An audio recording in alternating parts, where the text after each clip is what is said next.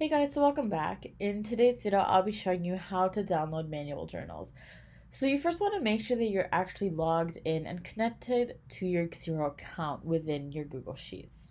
So once you are, you're gonna go to extensions, click G-Accon Xero, and then you're going to find reports. Then you're gonna go over to Report Designer and then Design Accounting Reports.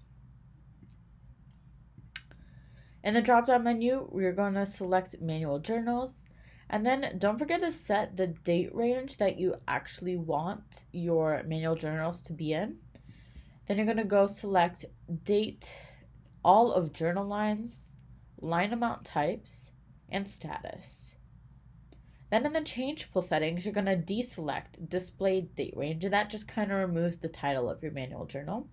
And then you're going to go through fields 3, 4, or 5 to make sure everything is the way you want it to be, and then you're going to go ahead and click execute.